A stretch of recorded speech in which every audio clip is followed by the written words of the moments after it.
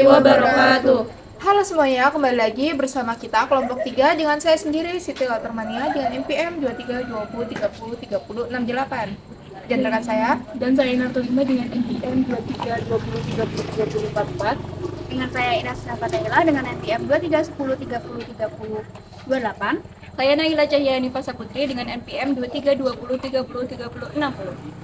Saya Zua Maulana Desa Putra dengan NPM 2320303303092. Saya dengan Air Rahman Lutfi Hasani dengan NPM 2320303096. Pada video kali ini kita akan menampilkan suatu video yaitu pembuatan kit berbasis filtrasi air yang bagaimana ini berkaitan dengan proses pencemaran air yang sering terjadi di lingkungan sekitar kita. Sehingga kita berharap dengan adanya kit ini dapat membantu proses belajar siswa agar semakin kontekstual dan siswa dapat memahami pembelajaran dengan lebih bermakna. Semoga video yang kami tampilkan dan kami tayangkan dapat bermanfaat dan berguna untuk kita semua ya. Nah, video ini kami buat untuk memenuhi tugas mata kuliah Project Based Learning dari Teknik Laboratorium dengan dosen pengampu Ibu Rifa Ismawati. Selamat menyaksikan. Sebelum melaksanakan praktikum, siswa diarahkan untuk membuat rumusan masalah. Setelah rumusan masalah terbentuk, siswa diarahkan untuk merumuskan hipotesis. Prosedur percobaan yang pertama, persiapan sampel air. Siapkan seluruh alat dan bahan yang terdapat pada Smart Ecolab Kit. Kemudian, pastikan semua komponen dalam keadaan lengkap dan bersih. Siapkan 2 botol, lalu beri label sampel A dan sampel B. Kemudian, buat sampel A dengan mencampurkan 600 ml air bersih dan 4 sendok makan tanah halus ke dalam wadah. Lalu, aduk menggunakan batang pengaduk hingga campuran menjadi homogen dan air tampak keruh.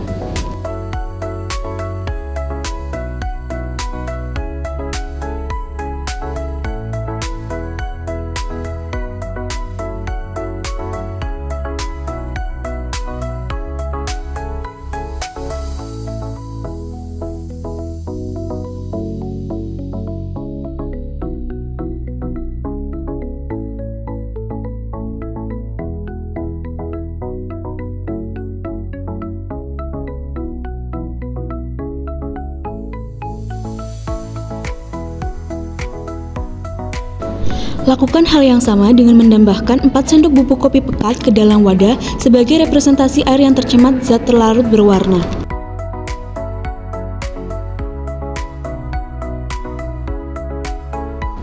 Langkah berikutnya, amati kondisi awal kedua sampel air dengan memperhatikan warna, tingkat kekeruhan, bau, dan keberadaan partikel padat yang terlihat. Kemudian, catat seluruh hasil pengamatan awal pada tabel pengamatan yang telah disediakan. Prosedur percobaan, yaitu penyusunan alat filtrasi dengan pertama menyiapkan botol plastik transparan yang telah dimodifikasi sebagai tabung filtrasi dengan posisi terbalik, yaitu bagian tutup botol berada di bagian bawah. Berikutnya, susun media penyaring di dalam tabung filtrasi secara berlapis dari bawah ke atas dengan urutan sebagai berikut. Yang paling bawah yaitu kapas, kemudian ditimpa dengan batu kerikil, kemudian arang aktif, kemudian kapas, kemudian pasir halus, sabut kelapa, dan bagian atas kapas.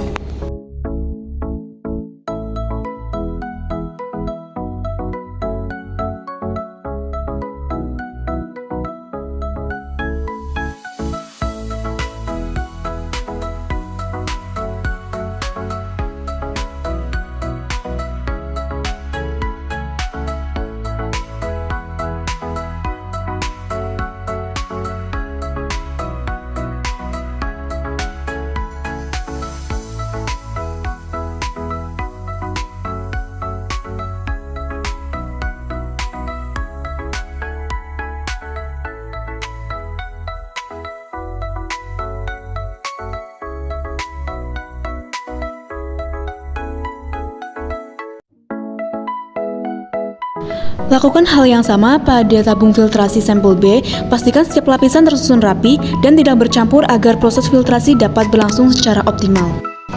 Letakkan tabung filtrasi di atas gelas penampung hasil filtrasi dengan posisi yang stabil. Prosedur percobaan yang selanjutnya yaitu proses filtrasi. Ukur 600 ml sampel A dan sampel B menggunakan gelas ukur secara tepat.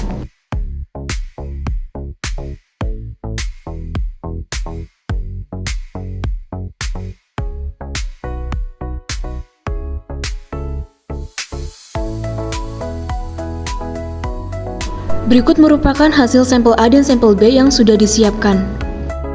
Tuangkan sampel A dan sampel B secara bersamaan dengan perlahan ke bagian atas tabung filtrasi agar susunan media penyaring tidak rusak. Nyalakan stopwatch saat proses penuangan dimulai dan hentikan ketika tetesan terakhir air hasil filtrasi keluar dari tabung.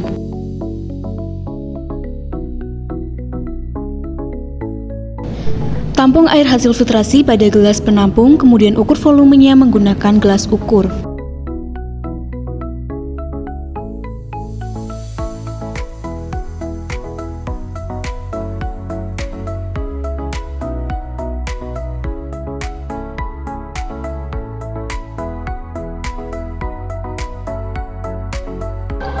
Amati kondisi air hasil filtrasi berdasarkan warna, tingkat kejernihan, bau, dan berdasarkan partikel padat yang masih terlihat. Bandingkan hasil filtrasi sampel A dan sampel B berdasarkan perubahan warna, tingkat kejernihan, bau, volume air hasil filtrasi, dan waktu penyaringan. Kemudian, catat waktu filtrasi, volume hasil filtrasi, dan hasil pengamatan pada tabel yang telah disediakan, di mana terdapat tabel saat proses filtrasi dan tabel setelah proses filtrasi. Berikut data hasil proses filtrasi pada sampel A, yaitu dengan total waktu 2 menit 19 detik dengan volume air hasil filtrasinya yaitu 300 ml, di mana filtrasi mampu mengurangi sebagian besar partikel tanah sehingga air tampak lebih jernih meskipun masih terdapat sedikit kekeruhan. Pada sampel B, yaitu kopi pekat, dengan total waktunya 3 menit 5 detik dengan volume air hasil filtrasi yaitu 320 ml. Filtrasi ini mengurangi kepekatan air, namun warna coklat kehitaman masih terlihat karena sebagian zat kopi tetap terlarut dalam air. Kemudian pada tabel kondisi air setelah filtrasi pada sampel A, warna airnya menjadi jernih dengan sedikit kekuningan, dengan tingkat kejernihannya yaitu cukup jernih, bau tanahnya berkurang dan masih sedikit partikel halus yang terlihat. Air yang semula keruh mengalami penurunan tingkat kekeruhan setelah proses filtrasi. Warna airnya berubah menjadi kuning muda dan tampak lebih jernih meskipun belum sepenuhnya bening. Kemudian pada sampel B, dengan warna airnya yaitu coklat tua, tingkat kejernihannya kurang jernih dan aroma kopinya berkurang, sedikit partikel kopi yang masih terlihat. Kemudian warna air yang semula coklat kehitaman pekat berubah menjadi coklat yang lebih muda setelah proses filtrasi. Meskipun demikian, air masih tampak berwarna karena sebagian zat kopi masih terlarut. Berikut hasil pembahasan. Proses filtrasi terbukti lebih efektif menjernihkan sampel A, yaitu air tanah, daripada sampel B, air kopi. Hal ini dikarenakan partikel tanah merupakan padatan tersuspensi berukuran besar yang mudah tersaring secara fisik oleh pori-pori media. Sebaliknya, air kopi adalah larutan sejati dengan ukuran molekul warna dan aroma yang sangat kecil, sehingga lolos dari saringan fisik dan hanya bisa dikurangi kepekatannya secara kimiawi oleh lapisan arang aktif melalui proses absorpsi. Setiap media dalam kit filtrasi ini bekerja secara sinergis untuk menjernihkan air. Lapisan kapas berfungsi sebagai penyaring partikel makro hingga mikro sekaligus sekat antara bahan. Sementara sabut kelapa dan pasir halus bertindak sebagai penahan kotoran organik serta endapan kecil. Di sisi lain, arang aktif berperan penting dalam menyerap bau, zat kimia, dan warna dengan didukung oleh batu kerikil di bagian bawah yang berfungsi menjaga kelancaran aliran drainase air. Meskipun hasil akhir filtrasi tampak jernih dan tidak berbau, air tersebut belum layak dikonsumsi langsung karena masih berpotensi mengandung mikroorganisme atau kuman berbahaya.